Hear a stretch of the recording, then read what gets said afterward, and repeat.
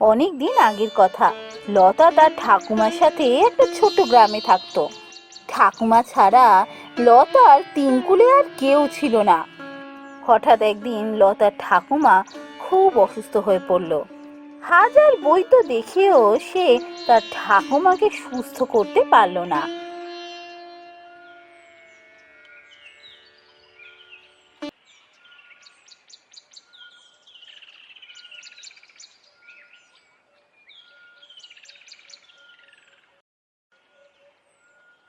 কি রে লতা, কি হয়েছে রে? এভাবে নদীর পাড়ে এসে গাছের তলায় একা একা বসে আছিস রে বড়? আর বলিস না, দেখ না, ঠাকুমার শরীর কিছুতেই সুস্থ হচ্ছে না। কতদিন ধরে অসুস্থ হয়ে পড়ে আছে। ও হ্যাঁ, তুই বলেছিলি বটে। এখনো ঠাকুমা সুস্থ হননি? হ্যাঁ রে, বৈদ্য কি বলছেন? বৈদ্য কিছুই বলতে পারছেন না। বৈদ্য মশাইয়ের ওষুধে কোনো কাজই হচ্ছে না। একজন তো নয়, চারজন বৈদ্যকে দেখালাম, কিন্তু কোনো ফল হচ্ছে না।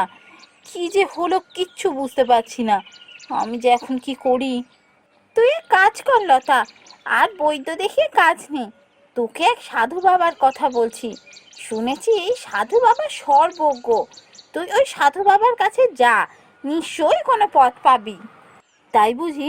সাধু বাবা আমাকে ঠাকুমাকে সুস্থ করার পথ বলে দিতে পারবেন? বল বল, কোথায় থাকেন সেই সাধু বাবা? আমি যাব ওনার কাছে। আরে হ্যাঁ হ্যাঁ, বলছি। ওই যে উত্তরে রূপকুঞ্জ পাহাড় আছে না, রূপকুঞ্জ পাহাড়ের পিছনেই একটা আশ্রম আছে। সেই আশ্রমটা সাধু বাবারই আশ্রম। ওখানে গেলেই সাধু বাবার সাথে দেখা হবে তোর। ঠিক আছে, আমি আজই রওনা দিচ্ছি।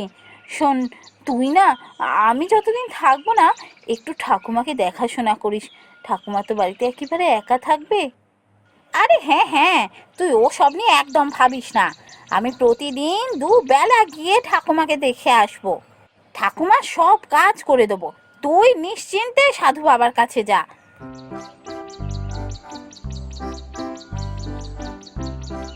লতা শিগগিরই সাধু বাবার কাছে যাওয়ার জন্য বেরিয়ে পড়ল।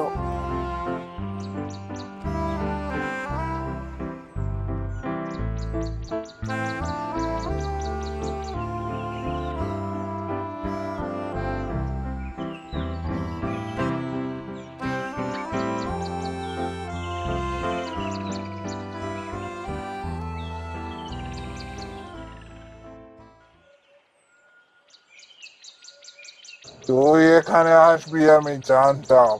কেন এসেছিস তাও আমি জানি। আপনি জানেন সাধু বাবা, আপনি সর্বজ্ঞ। তাহলে বলে দিন, আমার ঠাকুমা কি করলে সুস্থ হবে? জানি জানি, আমি জানি কোথায় পাবি সেই ওষুধ যা দিয়ে তোর ঠাকুমা সুস্থ হবে। তাহলে বলে দিন বাবা, আমি যাব সেখানে। ঠাকুমা ছাড়া যে আমার কেউ নেই। ঠাকুমাকে যে করেই হোক সুস্থ করতে হবে। এখান থেকে 3 ক্রোশ উত্তরে গেলে একটা নদী পাবি। সেই নদীর পাড়ে আছে একটা কুটির। সেই কুটিরে থাকে এক বুড়ি। সেই বুড়ির কাছেই আছে এই রোগের ওষুধ। তবে হ্যাঁ, বুড়িকে যদি খুশি করতে পারিস তবেই সেই ওষুধ পাবি। শুধু ওষুধই না, সাথে রাজরানী হওয়ারও সুযোগ পাবি। যা যা, সেখানে যা। রাজরানী হব কি হব না আমি জানি না, তবে ওষুধ আমাকে আনতেই হবে। আমি খুব শিগগিরই যাব ওখানে। আমি এবার আসি সাধু বাবা। আশীর্বাদ করুন যেন আমি আমার লক্ষ্যে সফল হতে পারি। তথাস্তু, যা, তুই ঠিক সফল হবি। ফিরে এসে লতা তার বন্ধুকে সমস্ত কথা বলল। লতা এসব কি বলছে? রাজরানী হওয়ার সুযোগ? তার মানে বুড়ির কাছে নিশ্চয়ই অনেক ধন সম্পত্তি আছে। বুড়ির কাছে তো আর রাজকুমার থাকবে না যে তার সাথে বিয়ে হলে রাজরানী হয়ে যাবে। না না, আমাকে যেতে হবে। লতাকে আমি যেতে দেবো না। ওই ধন সম্পত্তি আমি নিয়ে আসবো। ওষুধ পাই কি না পাই সেটা বড় কথা নয়, আমাকে ওই ধন সম্পত্তি নিয়ে আসতে হবে। বুড়িকে খুশি করে আমি নিয়ে আসবো। আমি যাব ওখানে। লতাকে বোঝাতে হবে যে ওর ঠাকুমাকে ছেড়ে ও যেন না যায় এখন। সে কি রে লতা, সে তো অনেক দূরের পথ।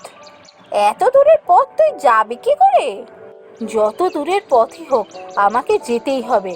শুধু তুই কথা দে, তুই একটু ঠাকুমার দেখাশোনাটা করবি। আরে বাবা, সেটা কোনো ব্যাপারই না।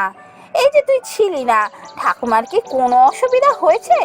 আমি কি ঠাকুমার দেখাশোনা করিনি বলতো? কিন্তু আমি কি ভাবছি জানিস তো, তুই যে সাধু বাবার কাছে গেলি এলি, কত ধকল গেছে বলতো। তুই কদিন এখানে থেকে বিশ্রাম নে। ঠাকুমার কাছেও তোর থাকাটা এখন খুব দরকার।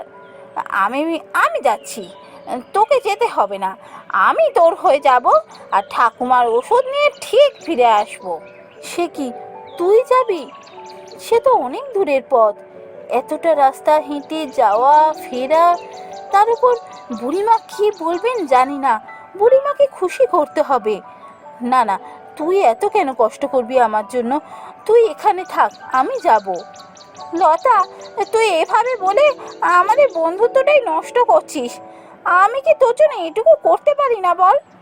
আমি যাব, যা কষ্টই হোক আমি ঠিক সহ্য করে নেব। তুই এত চিন্তা করিস না, আমি ঠিক ওষুধ নিয়ে আসবো। ঠিক আছে, তুই যখন এত করে বলছিস তাহলে তুই যা, তবে সাবধানে যাস, কেমন? লতার বন্ধু অনুরাধা বেরিয়ে পড়ল সেই বুড়িমার সন্ধানে।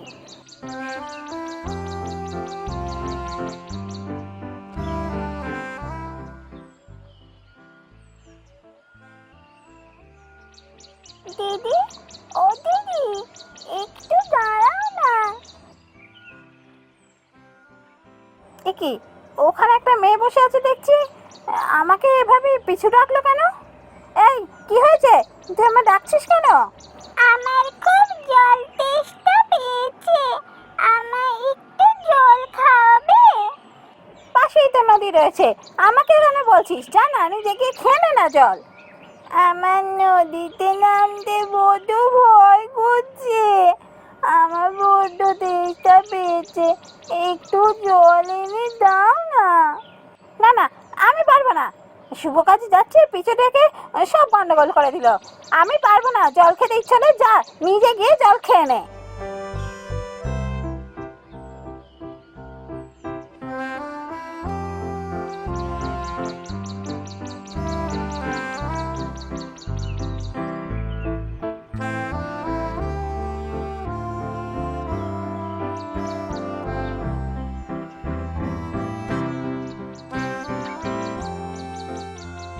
এই তো, এটাই মনে হচ্ছে সেই বুড়িমার বাড়ি।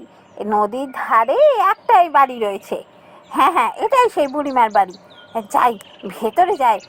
আমি খুব শিগগিরই অনেক ধন সম্পত্তি পেতে চলেছি। আমার আর তস হয়েছে না। যাই যাই, ভেতরে যাই।